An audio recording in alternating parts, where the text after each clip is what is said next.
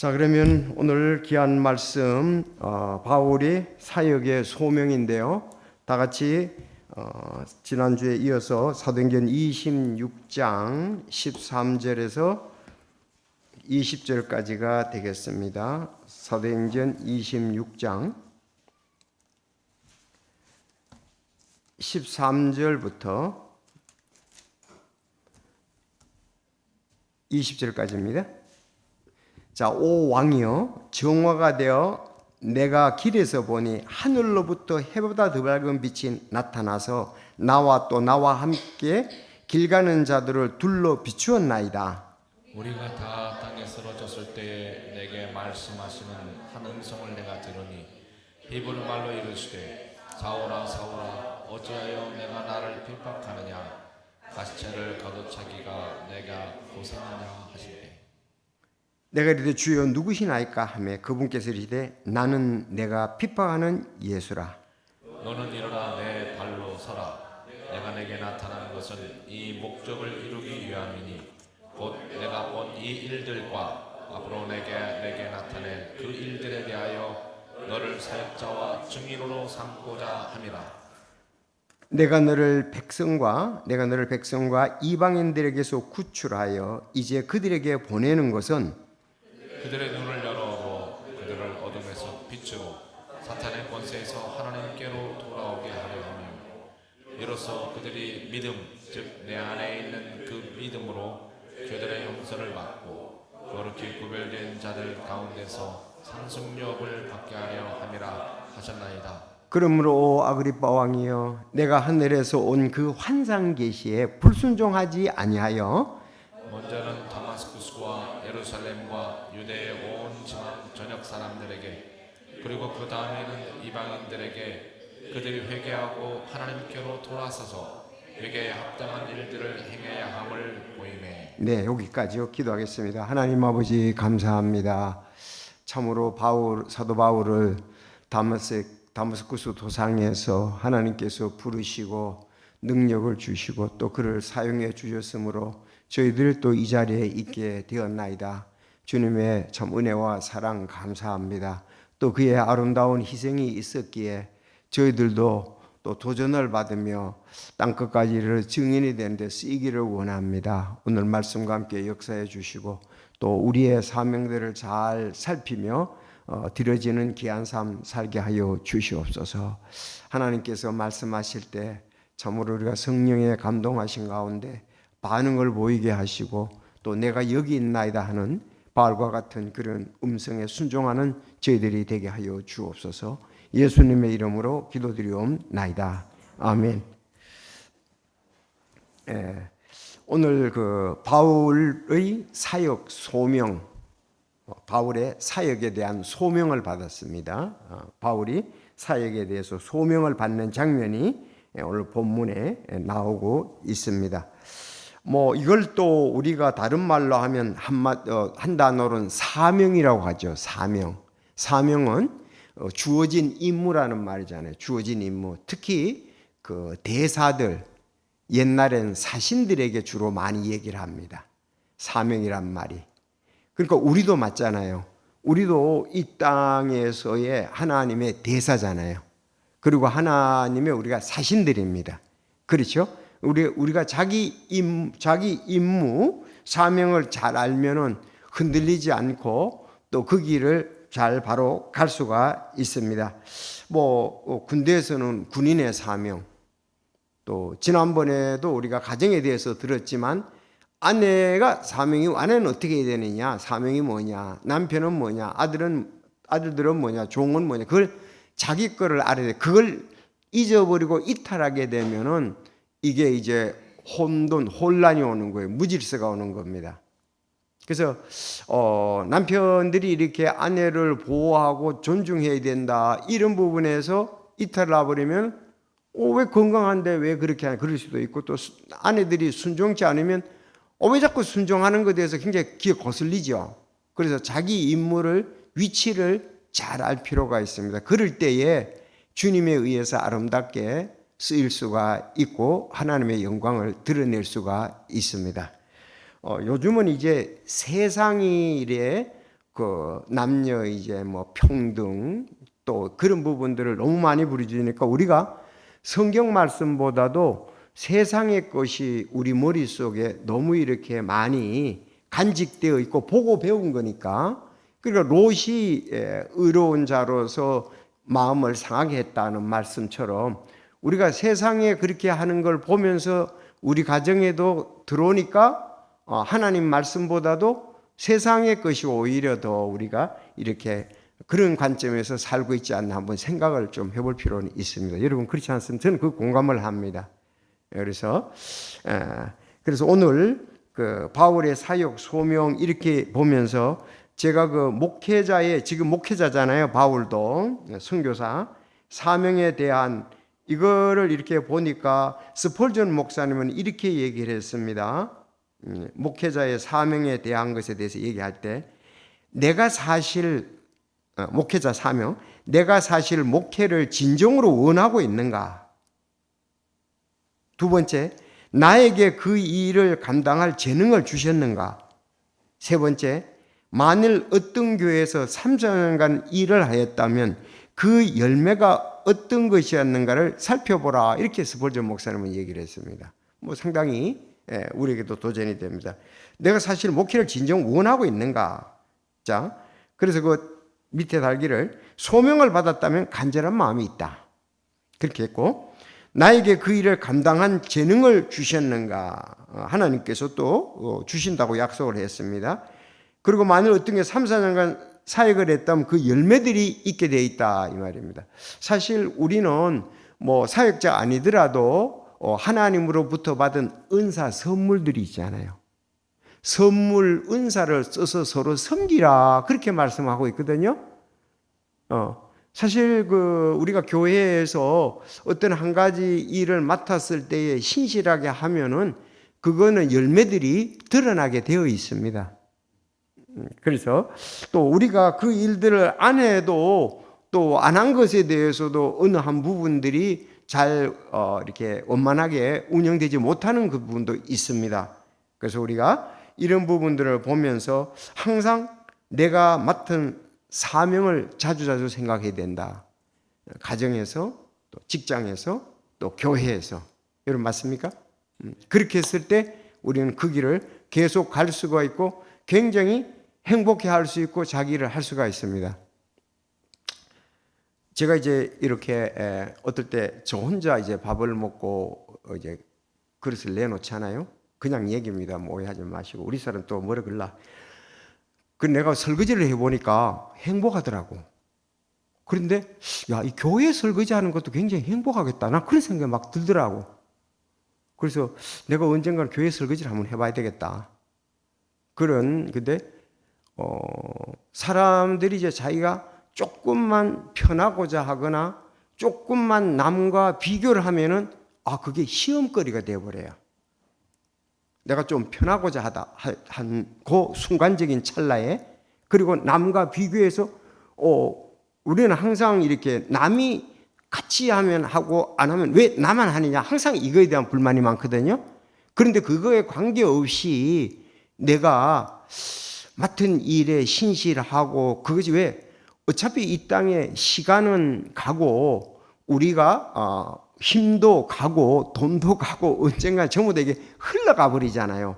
그를 섬길 기회들이 우리가 많지 않습니다. 내가 건강한 것도 오래 가지는 않습니다.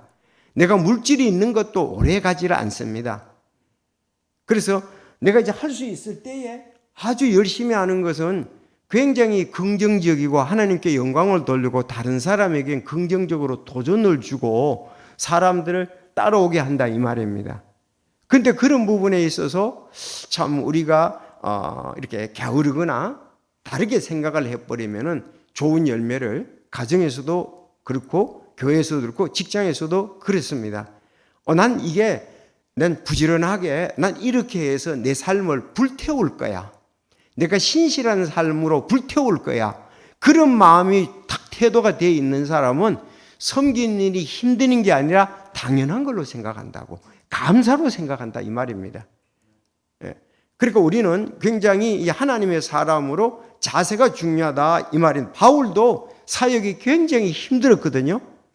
그렇지만 그 사도들이 나중에 성령 충만하고 보면은 아주 천국에 대한 것이 막 소망이 넘쳐나는 거예요. 오늘 말씀도 보면은 너무 기쁜 거예요. 그 사역이 힘들지만은 사실 힘든 거는 사실이거든요.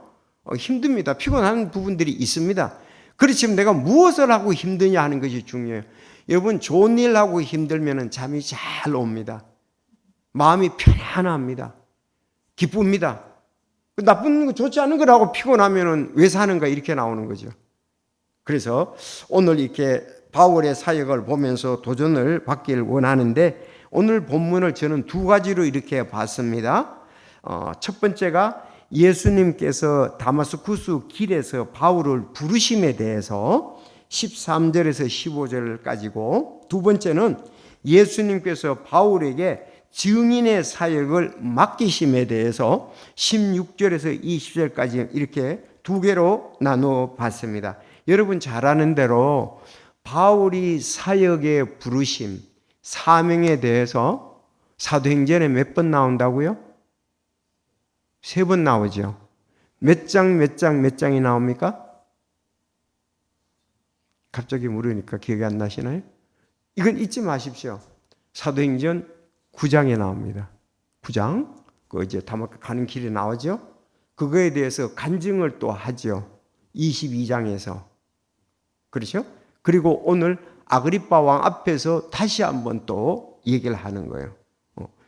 22장에 아마 벨릭스 앞에서 했을 거예요. 벨릭스 앞에서 이렇게 하고 오늘 세 번째 이렇게 보면 되겠습니다. 자, 그러면 한번 참 이 초자연적인 일로 그는 초자연적 방법으로 부르심을 받았습니다. 먼저 우리 본문을 한번 보겠습니다.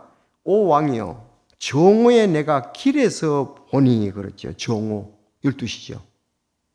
길에서 보니 하늘로부터 해보다 더 밝은 빛이 나타나서 나와 함께 길 가는 자들을 둘러 비추었나이다. 정오에, 사실은 정오가 가장 햇빛이 강한 때잖아요. 밝은 때잖아요. 그런데 그냥 뭐 이렇게 뭐 한상 뚜렷 뭐 이런 현상이 아니고 완전히 다르게 완전히 그 다른 그냥 낮의 자연적인 12시가 아니라 뭐 그 완전히 다른 그 정오의 그 빛보다도 더 밝은 빛이 나타났다. 그래서 길 가던 사람들, 바울과 함께 길 가던 사람들을 둘러 비추었다. 나와 함께 길 가는 자들아 그러는데 바울이 혼자 가지는 않겠죠. 거기는 굉장히 다마스커스까지는 멉니다, 거리가. 그렇기 때문에 같이 일행들이 같이 가고 먹을 것도 가지고 가야 되고 아마 뭐 마차도 타고 갔을 수도 있어요. 지금 왜냐하면 수제사장들과 장로들에게 그 사람들을 잡아오라는 것에 대해서 동의를 받고 갔기 때문에 그렇습니다. 그 당시는 이렇게 혼자 다니지 않습니다. 왜? 강도들의 위험과 그런 부분들이 있잖아요. 같이 이제 여러 일행들이 같이 간 거죠. 상당히 좀 준비돼서 갔을 것입니다. 자, 근데 갑자기 해보다 더 밝은 빛이라 그랬어요. 해보다 더 밝은 빛이 비쳤다 그랬습니다. 자, 그래서 우리가 다 땅에 쓰러졌을 때에 그 빛이니까 가지를 못하고 땅에다 쓰러졌다 그랬습니다. 내게 한 음성이 들렸습니다. 히브리 말로 이르시되 사울아 사울아 어찌하여 내가 나를 핍박하느냐 그랬습니다. 분명히 사울의 이름을 불렀고 해보다 더 밝은 빛이 나타났습니다. 자, 그러면서 하시는 말씀이 내가 가시채를, 이제 뭐 가시채는 채라는 것이 막대기도 될 수 있죠. 가시 막대기. 그것도 자기가 내가 고생이라 하시기에 그랬습니다. 주로 이렇게 말의 채찍을 갖다가서 이런 부분으로 쓰고 소에도 이렇게 쓰지요. 그래서 가시채를 차면은 본인만 아프잖아요. 말이. 그렇죠? 거기서 거역해봤자 더 고통이 있을 뿐입니다. 가시채를 때리면 빨리 가든가 바로 가야 되겠죠. 자, 고생이라 하시기에 내가 이르되 주여 누구시니까 예수님의 음성은 아직도 분별을 못한 것 같아요. 그분께서 이제 시작, 나는 내가 핍박하는 예수라, 그렇게 얘기를 했습니다. 여기 이제 빛에 대해서 우리가 조금 생각을 하면은 이거에 대해서 더 우리 풍성하게 좀 생각할 수 이해가 되리라고 이렇게 생각을 하는데, 우리는 태양, 달, 그리고 별, 뭐 이것만 이제 그 자연 빛이잖아요. 자연의 빛이, 그렇죠? 태양이 이제 가장 빛나고, 그 다음에 달이고, 그 다음에 이제 우리가 별빛을 보고 이렇게 갑니다. 근데 성경에는 태양, 달, 별빛 외에도 특별한 빛이 있습니다. 이건 천지 창조할 때부터 있었어요. 첫째 날 우리가 하나님께서 빛을 창조하셨잖아요. 첫째 날 하나님께서 빛을 창조하시면서 창조된 지구, 그래서 제가 좀 이렇게 창조과학계 거를 한번 들어가 봤습니다. 거기서 뭐 어떻게 가는가? 원래 창세기 1장 3절에 보면 하나님께서 빛이 있으라 하시면 빛이 있었다 그랬죠. 빛이 있었습니다. 그래서 빛을 낮이라 부르시고 어둠을 밤이라 그러고 저녁과 아침 첫째 날이라. 그런데 넷째 날 가면 또 나와요. 넷째 날에 가면은 하나님께서 두 광채를 만드사 큰 광채는 낮을 다스리게 하고 작은 광채는 밤을 다스리게 하며 별들도 만드시고, 여기 넷째 날이거든요. 지금 우리는 넷째 날에 창조된 것을 혜택을 지금 보고 우리는 살아가고 있는 거예요. 그렇죠? 해달 별. 그런데 첫째 날 창조한 것은 이거는 좀 다른 것이다 이 말입니다. 그래서 내가 이제 그 창조과학회 이렇게 보니까 그렇게 되어 있더라고요. 첫째 날 사용하신 빛은 히브리어로 오르다. 반면에 넷째 날 광명들은 마오르인데, 이는 빛의 제공자들이란 의미를 가지고 있다. 즉 처음에 창조한 빛은 본질적인 빛을 의미하며, 나중에 광명들은 발전기와 같이 지구의 빛을 제공하는 도구를 의미한다고 할 수 있다. 이렇게 해놨더라고요. 더 이상은 나는 과학자가 아니라서 모릅니다. 그래서 한 가지 분명한 것은, 첫째 빛은 본질적인 빛, 근원적인 빛이다, 이렇게 보면 되겠습니다. 자, 그런데 그 빛은 지금 우리가 뭔지 정확히 우리가 지금 이해가 안 돼요. 그렇죠? 그렇지만 우리가 또 다른 빛들도 볼 수가 있는데, 어떤 빛을 볼 수가 있느냐 하면, 예를 든다면은, 자, 여러분들 그 마태복음 17장에 보면은 예수님과 세 제자가 어디 올라가시죠? 변화산 올라가죠. 마태복음 17장 1절에 보면 엿새 뒤에 예수님께서 베드로와 야고보와 그의 형제 요한을, 베드로 야고보 따릅시다. 베드로 야고보 요한, 제자들 따로 취해 그들을 높은 산으로, 이제 우리가 뭐 그런 변화산이라 그러는 한 산인데, 그 모습 앞에서 변하시니, 자, 그분의 얼굴이 해같이 빛나고, 예수님의 얼굴이 해같이 빛나고, 그분의 옷이 빛같이 희게 되었더라 그랬습니다. 자, 이거는 우리가 알고 있는 자연 빛이 아닙니다. 그렇죠? 이것도 특별한 빛이다. 창세기 1장 1절에 말하는 첫째 날도 근원적인 빛이다. 또 예수님 얼굴의 빛과 옷의 빛도 특별한 초자연적인 빛이다 이 말입니다. 나중에 이제 빛나는 구름이 그들을 덮었는데 보라, 구름 속에서 한 음성이 나서 이르되 이 사람은 내 사랑하는 아들이라, 내가 그를 매우 기뻐하니 너희는 그의 말을 들으라 하시므로, 그들이 듣고는 얼굴을 땅에 대고 엎드려 심히 두려워하더라. 이 하나님의 초자연적이 비칠 때마다 이 얼굴을 땅에 심히 두려워했다 그랬습니다. 시내 산을 갖다 이제 호렙산이라고도 얘기를 하잖아요. 거기서도 그 하나님께서 빛 가운데 나타나실 때 두려워서 그들이 엎드렸죠. 여기도 새 제자들도 있고 오늘도 바울하고 이 사람들도 엎드렸다. 자, 그러면 자, 이제 빛을 잘 생각하십시오. 오늘 바울에게 나타난 특별한 빛, 예수님과 세 제자가 변화산에 갔을 때의 특별한 빛. 여러분, 그런데 우리는 언젠가는 이 특별한 빛을 본다는 겁니다. 우린 특별한 빛과 함께 한다는 겁니다. 우리에게 도전이 된 계시록 21장 1절. 자, 새하늘과 새 땅을 보니 이는 처음 하늘과 처음 땅이 사라졌고 바다도 다시는 있지 않았기 때문에 나 요한이 봄에 거룩한 도시 새 예루살렘이 신부가 자기 남편을 위해 단장같이 예비고 하늘에서 하늘부터 내려오더라 그랬습니다. 제가 여기서 말하고 하는 건 새 예루살렘에 대해서 좀 얘기하고 싶습니다. 새 예루살렘. 그래서 그 21장 11절에 가면 새 예루살렘에서 어떤 일이 있느냐? 그 도시에 하나님의 영광이 있더라. 그분의 빛은 지극히 귀중한 보석 같고 벽옥 같았으며 수정같이 맑더라. 이것도 초자연적인 특별한 빛이었다. 바울에게 나타났던 예수 그리스도의 음성과 빛, 새 제자에게 나타났던 빛. 오늘 우리는 새 예루살렘 성에 이제 천국에 들어갔을 때 이렇게 말할 수 있죠. 그때 하나님의 영광의 빛이 우리와 함께한다. 감동이 됩니까? 우리는 그때에 굉장히 새로운 몸이지만은 지금 그런 것을 생각하면 감격과 감동이 있는 거예요. 지금은 뭐 자외선 때문에 요즘은 선크림 바르라고 얘기를 하잖아요.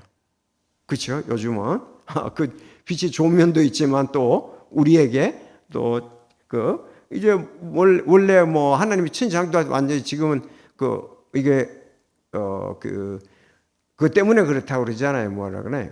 프레온 가스 같은 것 때문에 그렇잖아요. 이런 부분들이 있습니다. 자, 그리고 11절에 그렇게 되어 있고요.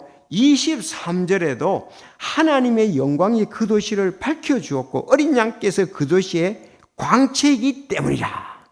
그 도시에 너희는 구원받은 자들의 민족들 그 도시의 빛 가운데 다니겠고 그렇게 되어 있습니다. 우리는 그때 특별한 빛 가운데 다니게 될 것입니다. 22장 5절에도 이는 주 하나님께서 그에게 빛을 주셨기 때문이라 그랬고 22장 16절에도 예수는 빛나는 새벽별이다 그랬습니다.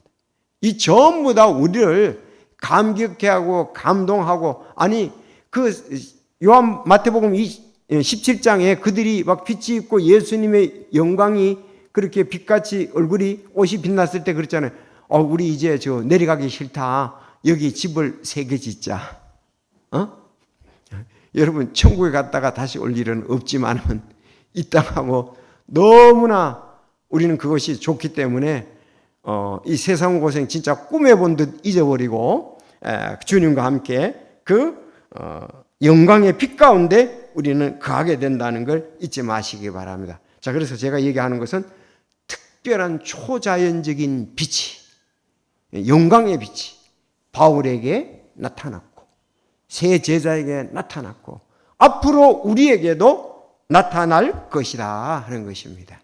자, 이런 감격, 감동, 이런 미래를 갖다가서 꿈꾸는 거, 비전을 갖는 거, 이런 부분은 우리가 필요한 것 같아요.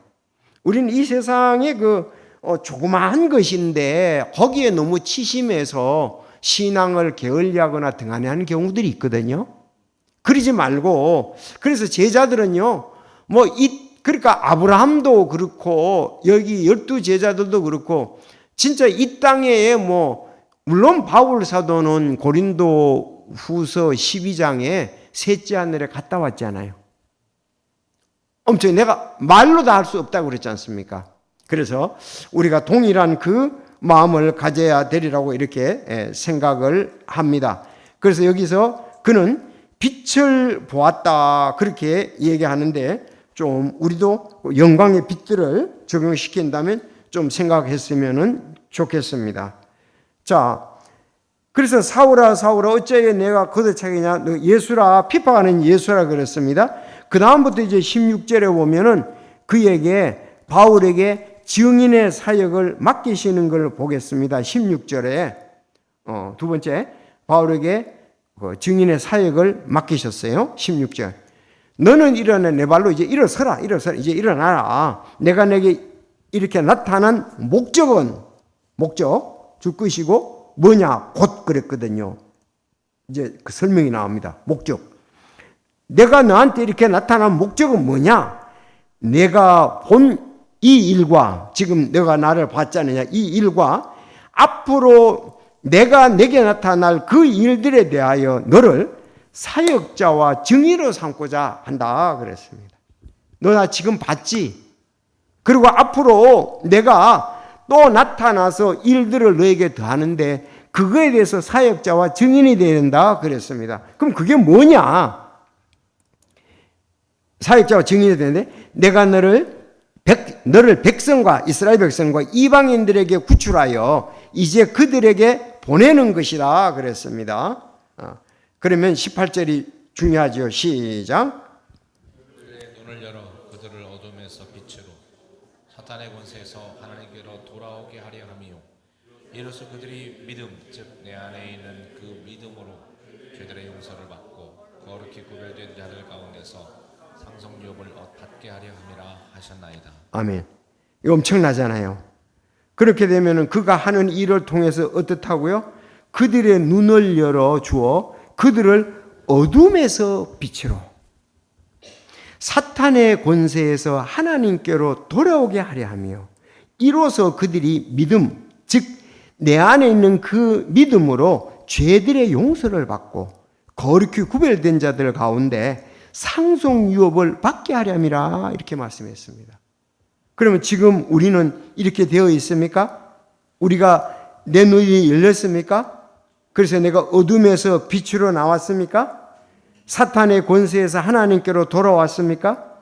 그리고 우리는 믿음으로 죄들의 용서를 받고 지금 거룩히 구별될 제 가운데 살고 있습니까?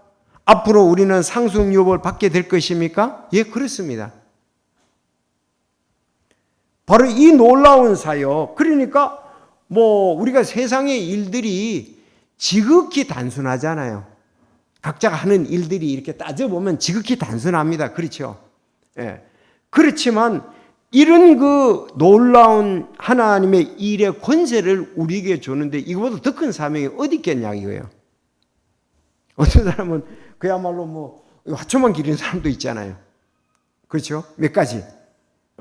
그런 그 일생을 그렇게 해가지고 업으로 사는 사람 있고 단순하게 계속 그 일만 반복적으로 사는 사람도 있다고요.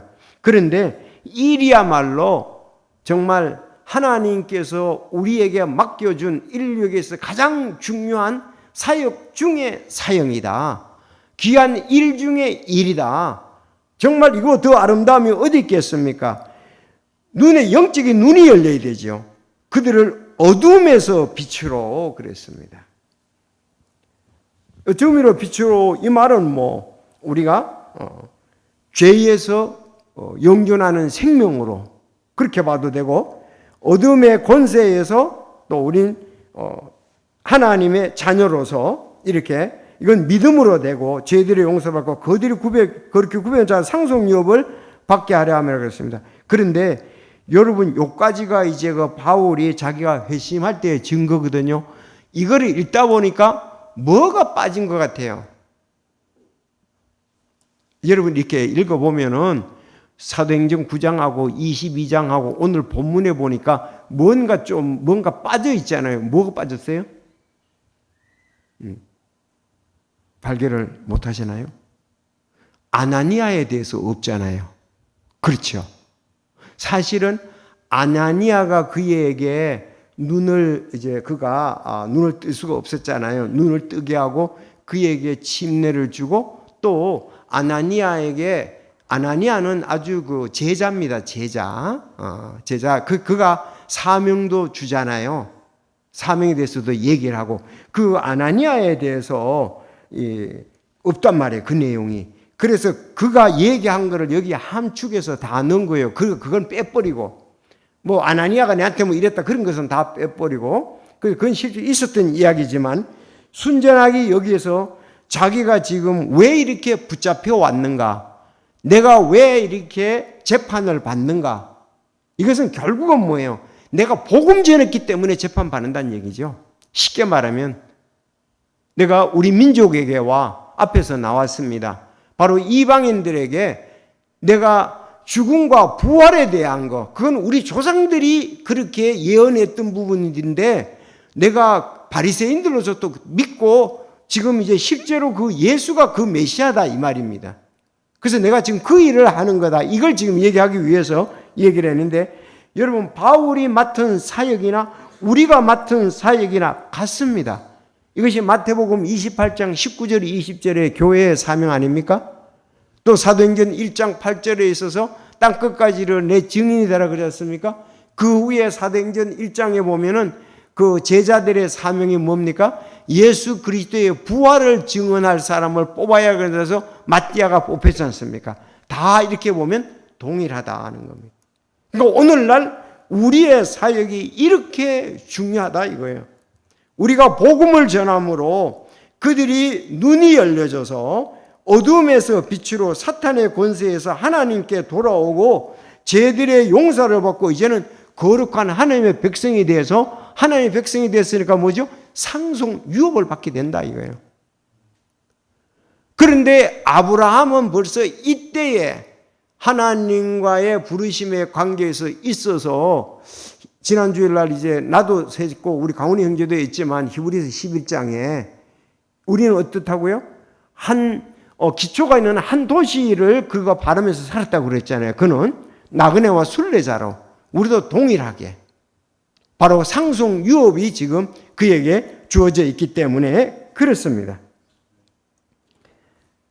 그래서 아나니아가 그에게 이제 사도행전 9장 17절에 보면은 15절에 사명이 나와요. 주께서 그에게 이르시되 내 길로 가라. 그는 이방인들과 왕들과 이스라엘 자손 앞에 내 이름을 전하기 위해 내가 택한 그릇이다. 이제 그렇게 얘기를 했습니다. 그리고 아나니아가 그 안수함에 또 안수했고 예수님께서 나라고 시력을 받게 하시고 성령님으로 충만하게 하셨나 하며 그 곧바로 시력을 받고 일어나 침례를 받았다. 이렇게 말씀을 하고 있습니다. 자, 그의 사명을 좀 이렇게 나눠서 보면 16절에 내가 본 이 일들과 앞으로 내가 내게 나타날 그 일들에 대하여 너를 사역자와 증인으로 삼고자 함이라 그랬습니다. 내가 본 이 일들. 그래서 고린도전서 15장에 복음을 전해놓고 난 다음에 뭐라 그랬습니까? 15장 8절에 맨 마지막에는 정해진 때를 벗어나 태어난 자 같은 내게도 보이셨느니라. 아니 500년 형제에게 일시로 보냈다고 그런 말씀이 나오잖아요. 나도 주님 봤다 이거예요. 맞죠? 부활한 주님을 12제자들이 봤잖아요. 그렇죠? 나도 봤다. 그런데 나는 아주 표현이 재밌어요. 여기에 보니까 정해진 때를 벗어나 태어난 자 같다 그랬습니다. 10개월이면은 태어나야 되잖아요. 근데 더 늦게 태어난 자 같이 만약에 나에게 이렇게 내가 제일 늦게 주님을 봤다 이런 것을 표현한 것을 볼 수가 있습니다. 그래서 그는 여기에서 이제 첫 번째 나타난 것에 대해서 사역자와 증인, 두 번째는 사역의 증인의 결과에서 이스라엘 백성과 이방인들이 구출되면 구원된다 이렇게 했고요. 세 번째는 이로써 이제 그들이 또 믿음, 즉 내 안에 있는 그 믿음으로 죄들의 용서를 받고 거룩히 구별되는 가운데서 상속 유업을 받게 하람이라 그렇게 되어 있습니다. 자, 상속 유업에 대해서 말씀하고 마치겠습니다. 이스라엘 백성들은 보면은 구약에 부모나 가까운 친척으로부터 재산, 사업 등을 물려받게 되죠. 그렇죠. 기업을 물려줄 자가 없으면 가까운 친척이 대신 이렇게 받게 되지 않습니까? 자, 그렇게 해야 되네. 그래서 히브리 사람들의 상속 제도는 족장 시대에 재산을 모든 아들에게 주는데 특히 맏아들에게는 큰 몫을 주었습니다. 가나안 정복 이후에 하나님이 제비로 주신 그 소유지 있잖아요. 그 땅은 영원히 그 가족의 소유가 되었습니다. 빌려줄 수가 있어요. 일시적으로. 그러나 언제 신년에 가면 50년 되면은 땅을 돌려줘야 돼요. 빌려 쓰더라도 줬더라도 그리고 그런가 하면 히브리 사람들은 50년째 희년이 되면은 종이 된 사람들은 이제 자유함을 얻게 되어 있습니다. 이게 이제 그 상속 제도에 대한 부분들입니다. 근데 바울은 여기 영적 상속에 대해서 미래에 잘 얘기를 했는데 로마서 8장 16절 17절을 보면 성령님께서 친히 우리 영과 더불어 우리가 하나님의 자녀인 것을 증언하시나니 자녀이면 또한 상속자 곧 하나님의 상속자요. 그리스도와 함께하는 공동 상속자인데 우리가 그분과 함께 영광을 받기 위해 고난도 함께 당하면 그리하리라. 내가 생각할 때 이 현 시대의 고난들은 앞으로 우리에게 나타날 영광과 좋게 비교할 수 없다. 내가 이렇게 받는 핍박들 이거는 앞으로 영광에 비하면은 비교할 것이 못 된다 그랬습니다. 얼마나 그 천국의 영광이 큰지 바울이 지금 간증을 하고 있거든요. 여러분 우리가 천국의 영광이 크게 보입니까? 적게 보여요. 너무나 천국의 영광이 적게 보이니까 승리의 생활, 주님 중심의 생활을 안 하는 거예요. 왜? 이 땅의 영광이 더 크게 보이니까. 육신의 정욕과 안목의 정욕과 인생의 자랑이 크게 보이기 때문에 신앙생활을 안 하는 거예요. 돈 버는 데 바쁘고 집 사는 데 바쁘고 자녀 놓고 양육하는 데 바쁘다 이 말이야. 왜? 이 땅의 영광이 더 크게 보이기 때문에 그렇습니다. 하나님의 영광이 크게 보이면은 세상으로 안 가지요. 그래서 바울 사도는 우리가 상속자다 그랬습니다. 우리가 그분과 함께 영광을 받기 위해 고난도 함께 당하면 그러하리라. 내가 생각할 때 현 시대의 고난들은 앞으로 우리 안에 나타날 영광과 좋게 비교. 현 시대 고난. 여러분 바울은 고린도 후서 11장에 보면 엄청난 고난, 이루 말할 수 없는 고난을 당했습니다. 여러분 그렇지 않습니까? 40에 하나 뺀 매를 3번이나 이렇게 맞았다고 하고 칼 강도들이 이런 말할 수가 없어요. 그런데도 뭐예요? 현 시대의 고난은 앞으로 날 영광과는 비교가 안 된다 그러는데 비교가 안 된다. 여러분 그렇게 해야 이 주님의 영광을 위한 사역에 우리 자신들을 드릴 수가 있습니다. 그러니까 어떤 데에 이제 그 전도사님 한 분이 이제 그 교회에서 사례비 관계 때문에 소송을 한 경우가 있거든요. 그 사람은 내가 전도사로 생기는 데에 월급에 관한 부분에 대해서 너무 치심하다 보니까 자기가 일한 대로 좀 제대로 못 받고 이랬다는 거예요. 그런데 우리는 사역자로서는 이걸 봐야 되잖아요. 현 시대의 고난과 나타날 영광과 좋게 비교할 수 없다고 그래야지. 그러면 세상으로 가야죠. 그래서 성령님은 우리 성도가 상속자임을 얘기를 하고요. 베드로도요. 베드로도 이렇게 얘기를 했습니다. 자, 베드로 전서 1장 3, 4절 한번 찾아볼까요? 베드로 아주 엄청납니다. 베드로도 베드로전서 3, 4절 1장 3, 4절 시작. 하나님 곧 우리 주 예수 그리스도의 아버지를 찬송할지어다.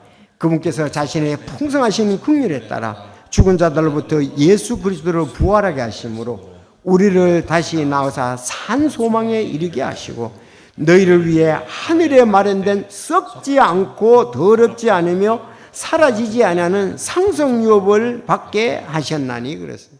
여러분 이 땅의 거는 썩거나 더럽거나 사라지는 상속인 거예요. 그러나 하나님께서 그는 상속은 사라지지 않는 것이다. 그렇게 얘기를 하고 있습니다. 그래서 우리가 이런 믿음의 상속 유업에 대해서 그래서 마지막으로 이제 히브리서 11장을 다시 한번 얘기를 합니다. 믿음을 그는 낯선 나라에 체류하는 같이 약속의 땅에 체류하였고 자기와 함께 동일한 약속의 상속자가 된 이삭과 야곱과 함께 장막들에 거하였으니 제가 찾아보니까 야곱도 이런 것을 얘기를 하더라고. 야곱이 이집트에 갔을 때 뭐라고 그랬어요? 나그네 인생길에 내가 지금 130년을 살았다. 멋지잖아요. 딱 맞잖아요. 바로 앞에서 그랬잖아요. 내가 130년을 하고 그래서 거기 147세에 17년 동안 이집트에 살다가 야곱이 죽었잖아요. 야곱이 죽었을 때에 장례식이 아마 세계 최고의 장례식을 치렀지 않습니까? 왜? 요셉이 실세 국무총리니까 파라오가 아주 크게 치르라고. 그래서 그 야곱을 갖다가서 막벨라 굴에 장례 치를 때에 엄청난 그 호위병들과 뭐 군사들과 함께 쫙 갔었죠. 자, 근데 그도 나그네와 순례자였다고 고백을 했습니다. 여러분, 우리도 나그네자와 순례자인 것을 고백을 하고 본향을 사모하면서 산다. 내가 이 땅에서 혼들을 구원하고 믿음을 지킨 것에 대한 상속 유업, 그거는 엄청나다. 이게 칭찬과 뭐 이런 걸 안 받는다 그럴지라도 가는 것 자체만 해도 굉장한 거예요. 당연히 주시겠지만은. 그래서 이는 그가 기초가 있는 한 도시를 바랐기 때문이라. 그것의 건축자와 만드신 분은 하나님이시냐. 그래서 우리가 이렇게 보면서 정말 한 영혼이 구원받게 되면 거룩하게 되고, 한 영혼이 구원받게 되면 천국의 상속 유업을 받게 된다고 서신서에서 말씀하고 있지 않습니까? 또 일하면은 거기에 대해서 하나님이 칭찬과 왕관을 주신다고까지 약속을 하셨습니다. 그래서 우리 소명자들은 이렇게 생각하는데 그건 누구나가 할 수가 있습니다. 이 세상의 일들은. 그런데 우리에게 맡겨진 이 바울과 같은 이 엄청난 소명, 귀한 일, 사람을 어둠에서 빛으로, 사단의 권세에서 하나님의 자녀로 돌아오게 하는 거, 이거 얼마나 놀라운 사역이냐 이렇게 봅니다. 그래서 여러분들 이 부분에 대해서 오늘 말씀에 바울의 회심할 때, 부르실 때에 그것을 받으면서 그게 영광 돌릴 수 있기를 바랍니다. 너무 귀하고 아름다웁니다. 기도드리겠습니다.